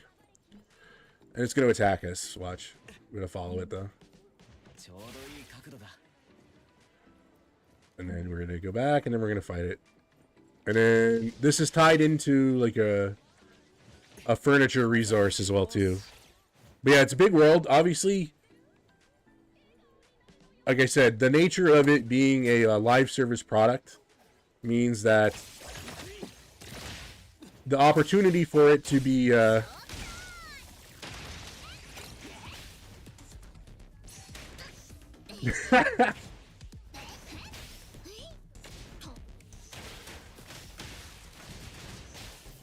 yeah, I forgot that was a thing as well too. Hold on. So when you're playing as Natalie, who's this autistic cat woman, when you go into her like special attack mode, you can walk up walls and shit. Hold on. We gotta kill this guy first, and then we'll get some goodies. Get our little fragments. Get our little box.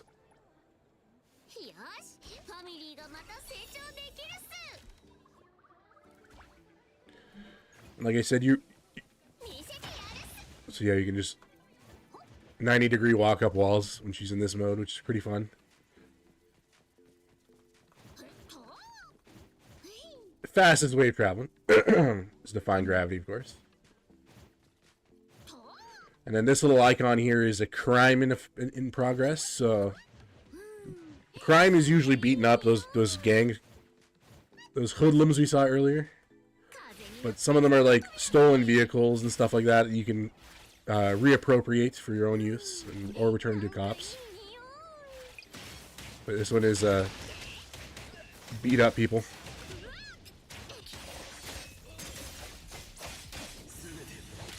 Use our special attack.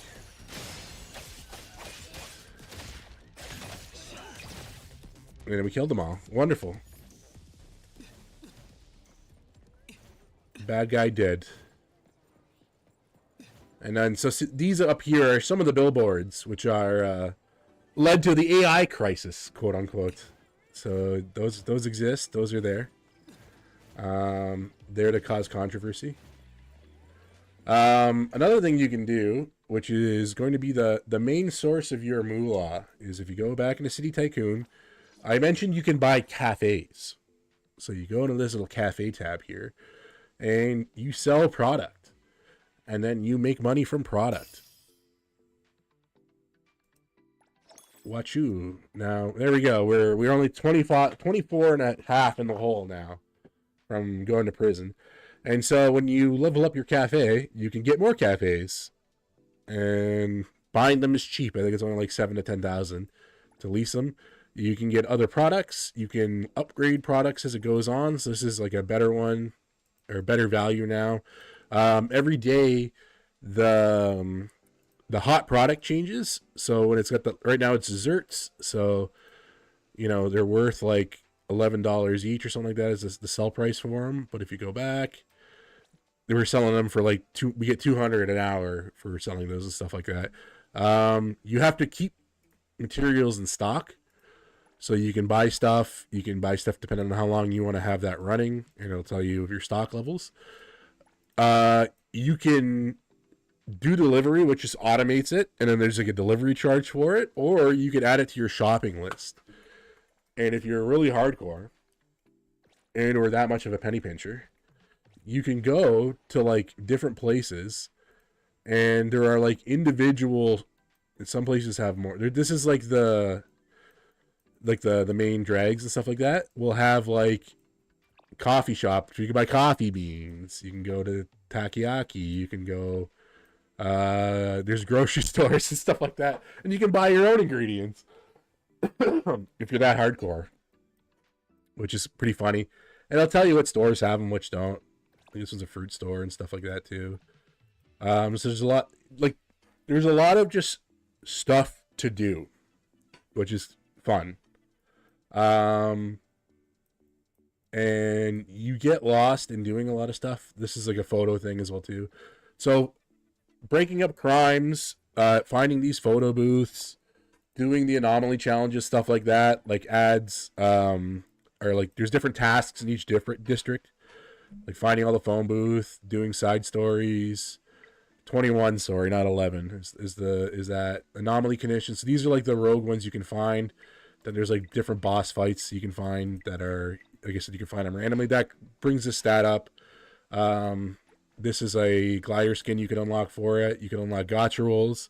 There's two kinds of dice for your gacha rolls. There's the red dice for the event banner, and this is the generic banner one, which we will be rolling on, but it's the same board. And you'll understand what I mean by board in a moment when we do that. This is the bank. You can do the bank heists here. This is where you can upgrade your arcs. So when you go into your characters, not dissimilar to the last game we played, there's different arcs you can get. You can upgrade these, give you more stats.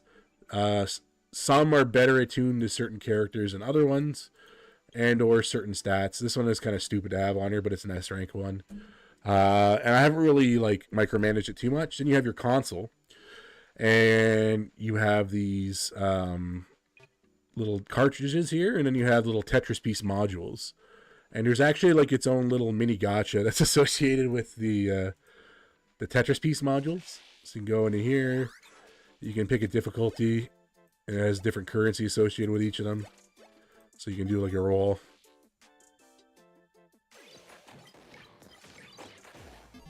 And you can give one, and these are upgradable as well too. So you unlock more attributes.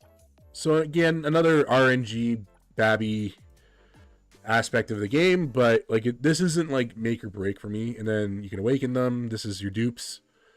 Esper abilities are like obviously different attacks.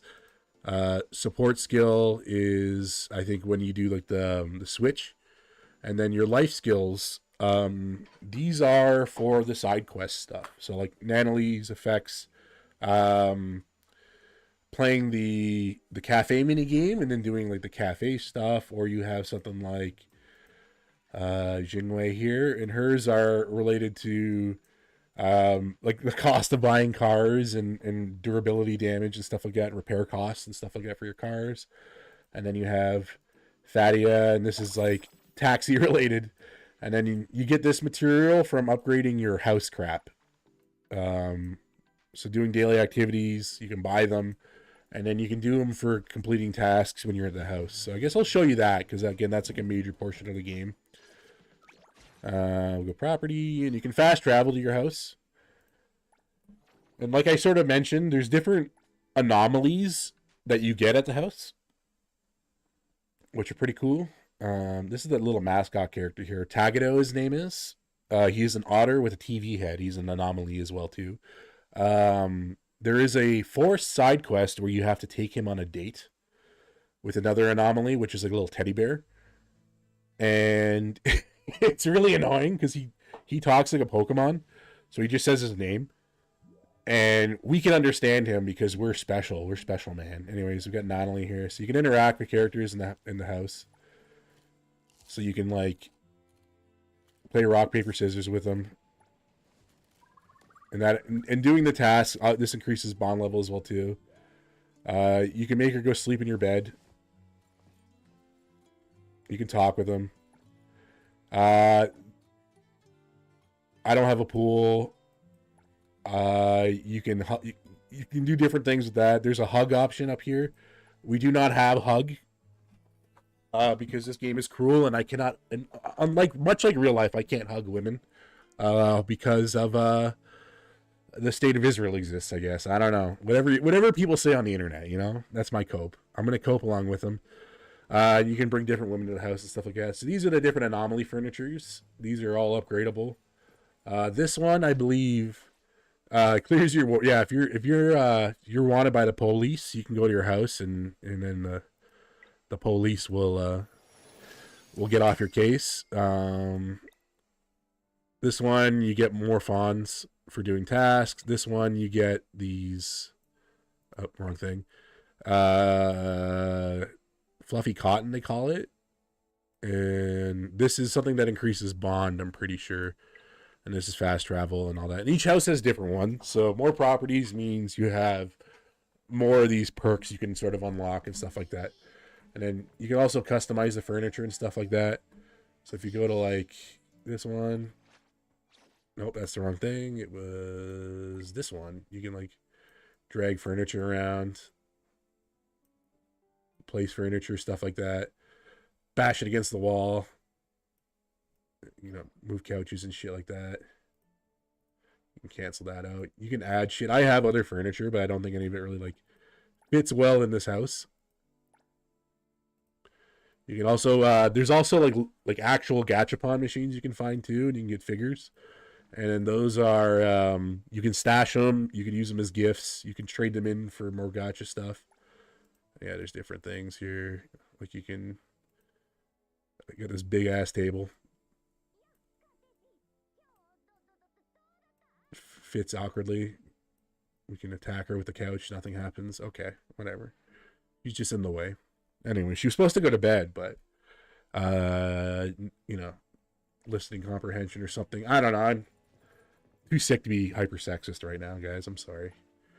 And then we can do our dailies here. Boom, boom. Using the ultimate 3 times was hilariously like a fucking challenge, which is weird, but yeah. And got the bed up here. You can sleep in the bed. Obviously, this is a very PG-13 game, so there is no sexual interactions. The character that's coming up, yeah, no sex dungeon yet. I don't have enough money for that yet, but it will come. There will be a future stream. One of the characters that's coming in the next banner, Hattori, her ability is she can stop time.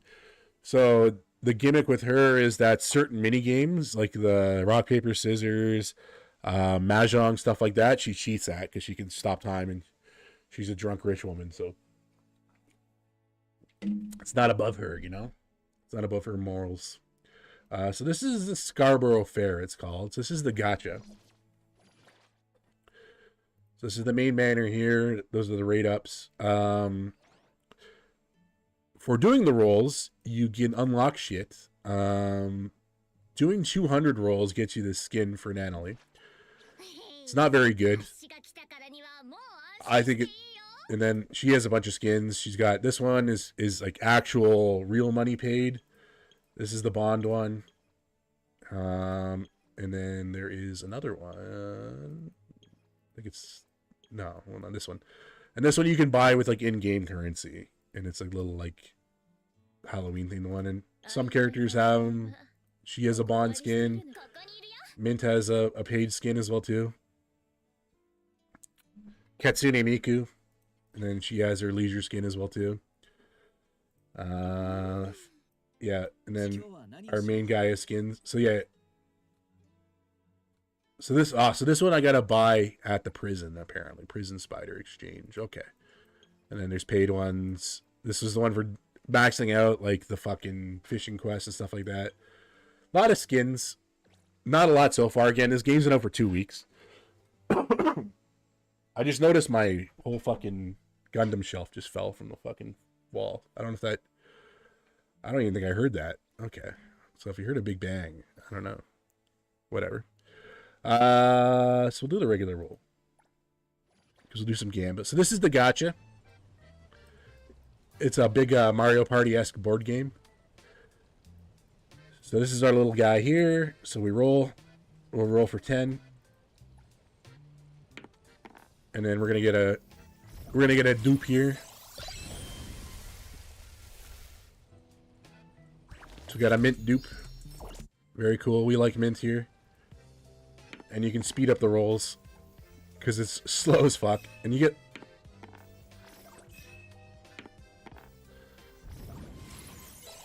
more operators. Another mint. We're gonna mint max.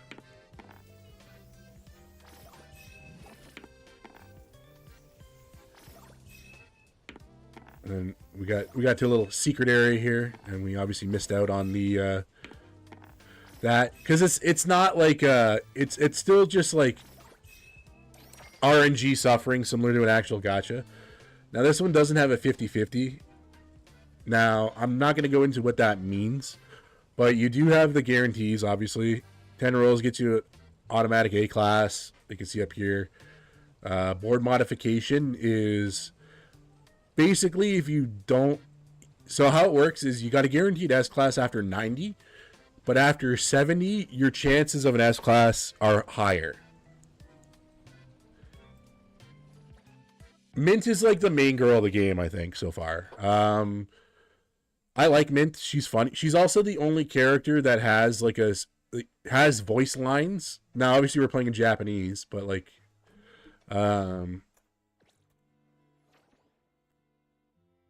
let's just go to a place where I can actually do stuff because I can't attack and swap characters. So she's the only character that has like specific voice lines when you switch between your MC and her.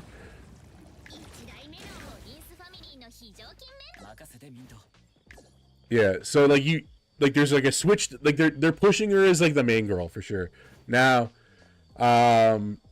she hasn't really shown up in the main story beyond I think the I just got out of prison because I woke up in the middle of a anomaly attack, kind of like that, right? Like that's sort of where how the plot starts. Let's kill some people. Will I talk?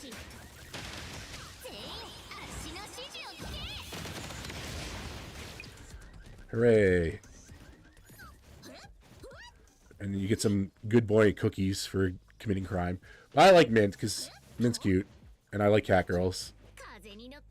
And we have 2 cat girls, and then we have like rich women with guns.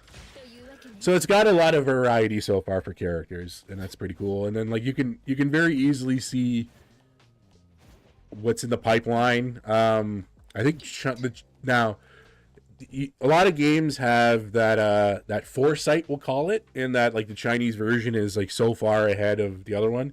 Like Arknights is 6 months, Global is 6 months behind where they are in China. So you're like, you can kind of plan around that. So you're like, oh, this is a banner I actually have to save resources for. And then Girls Frontline 2 is the same way. Like, I I think we're like nine banners behind in Girls Frontline, and they're very and they just switch it up to fuck with you on global as well too. So they're changing the release order and shit like that. But I think it's only 2 weeks for this one. So they're on the Hotori banner right now, and I believe the next one is just some other character who I haven't seen in the game yet.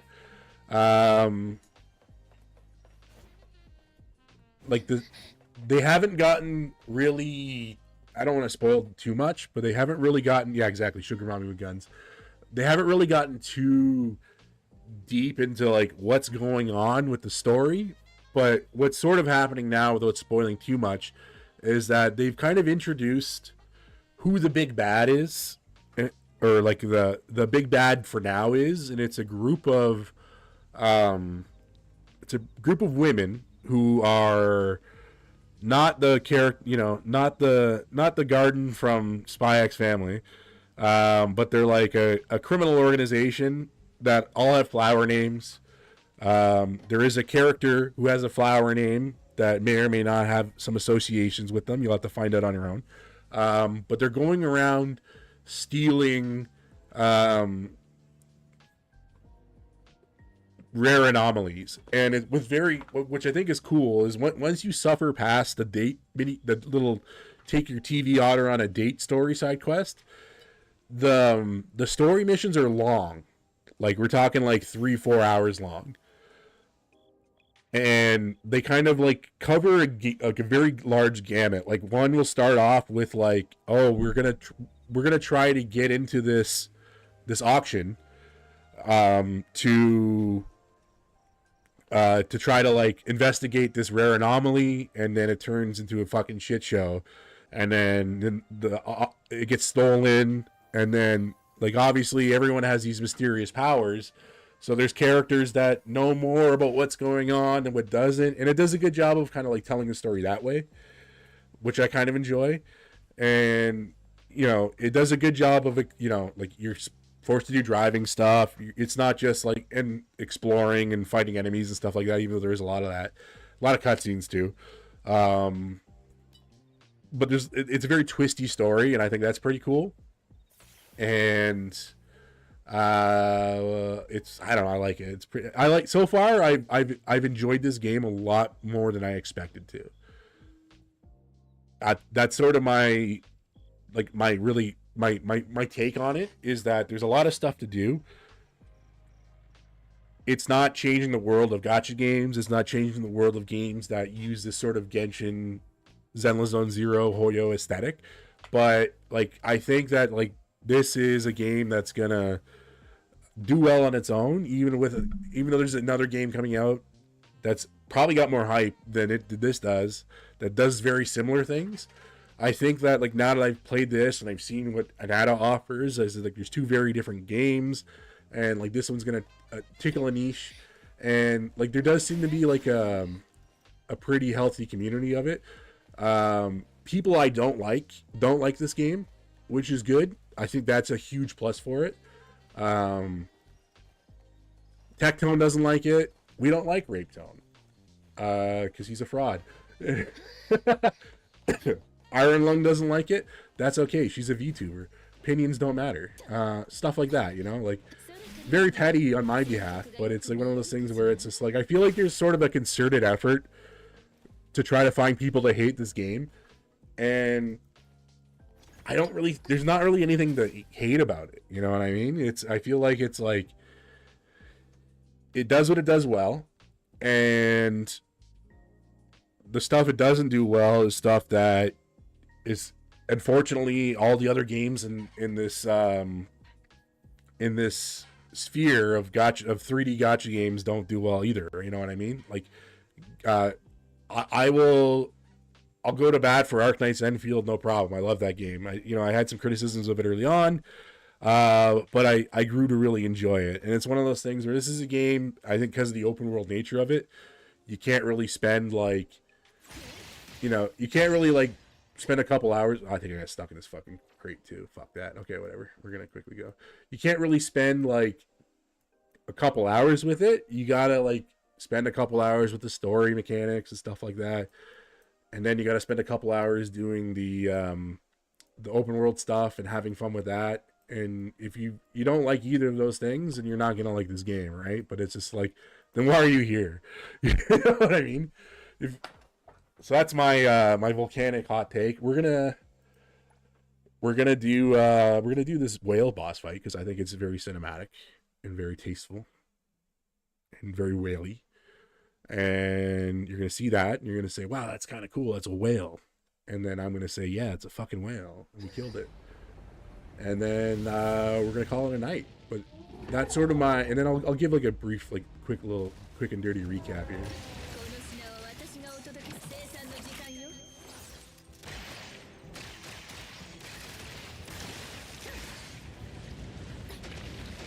So this is another character too, as you can tell by the little roses she has. Is also very similar to the other character we talked about, their abilities. In Mongil. So she, by doing regular attacks, you charge up her little flowers. And then you can hold and do like a targeted direct shot.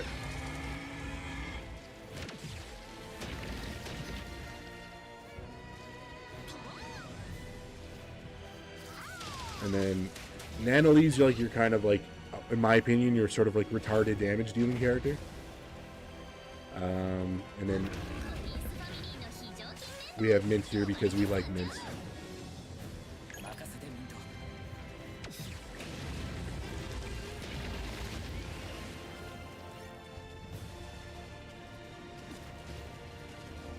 Never gonna want to parry this attack. I'll use it with gun lady because it's easier. No, super hard.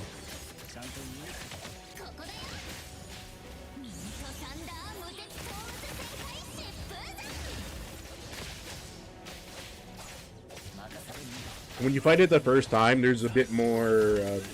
These boss fights are a bit more set piecey, and then you could also some of these boss fights you can also just have like a random NPC character, one of the playable ones, but they'll come in and just start like fighting the boss with you. So that's something that can happen too. So a lot of random shit, pretty fun. And then all these bosses also have like their own little anomaly pocket worlds. That part of the game aesthetically is really cool. So you'll go into a lot of these like gravity bending things and stuff like that. You'll see that mostly with the main story, but it's visually when it starts getting into the anomaly stuff and you start seeing that. And again, you gotta suffer through some bullshit, and you gotta put some time into the game in order to really start seeing that stuff, or do a lot of the open world stuff. It gets pretty cool. And then obviously the weather just randomly changes, and that's just because we're close to the whatchamacallit, the whale portal, and we'll do our last daily here. But yeah, I guess the quick and dirty of it all is out of the two, I definitely like this one more. I think I'll play a bit more of Mongil just so I can kind of see where the story goes. But I think that's one of those games where I don't think it has like unless they add more to it, I think it doesn't really have that bright of a future. And it's definitely for a niche. But I don't see people talking about it. You know what I mean? Like, at least with NTE, you can argue that bad publicity is good publicity because there's been people who've come out in droves to defend it. And then, like I said, like, people that suck don't like the game or are vocal about not liking the game. Right? So, and they're shills too at the end of the day, so fuck them. But ultimately, I think this is fun. I think there's a bright future for this one, even with a similar game coming out. If you want to play something GTA related, both of those will probably scratch your itch. And the good news is that they're free, right? That's the nature of live service games, whether we like it or not. They're free, and then, you know, I'm a big stop killing games advocate myself, so down the road, you know, when it stops being a live service game, hopefully we'll be in that future where, you know, you can just access it at any time and play the complete experience anyway, right? So it's like, that's cool. But anyways, that's the game. I've been going on for too long as is. I'm going to go cough my lungs up and again now. But we will be back next week. I don't know what we're going to be playing yet. Maybe Stellar Blade. I got to finish Stellar Blade on stream. It's one of those things I've sort of mentally committed to. And then now I can delete one of these games and make a room for it to reinstall it. So we're good because it's laptop gaming, baby. So we'll do that. And then, yeah, fuck. Well, I don't know what we're going to do Saturday. So Friday and then Saturday and then nothing. Maybe Sunday because it's a holiday in Canada next weekend. So maybe I'll want to stream on Sunday. I don't know. We'll see. I don't have to work on Monday, but not the weekend after. I'll be at Anime North. If you have me on Instagram, you will see content there. I started another Instagram page. There is nothing on it right now. It's just called Leaf Leafson. That's going to be my shitty photography page. And yeah, so that's a thing. You can follow that if you want. I think there's going to be a lot more of the Anime North centric stuff there. So if you want to see me take pictures of women and cosplay, it'll be very poorly. It'll be on that. I have a tiny little camera that I got, and another terrible camera to go along with that as well too. So we're going to be taking 2008 era digital photos at this anime con, but it'll be pretty hype. I will be doing shrooms, so I will be also retarded at this con, assuming this isn't hantavirus and I'm not dead and we make it that far. But that's the plan, is that we're gonna go in and we're gonna have a good time and we're gonna weed max and I'm gonna spend a lot of money on shit I don't need and it's gonna be great. But until for next Friday, I'm gonna go die now. Yeah, that's the hope. Riz Saga. You never know. Maybe there won't be any photos because I'll be doing fucking cocaine with cat girls. You know what I mean? That's one of my favorite images of all time.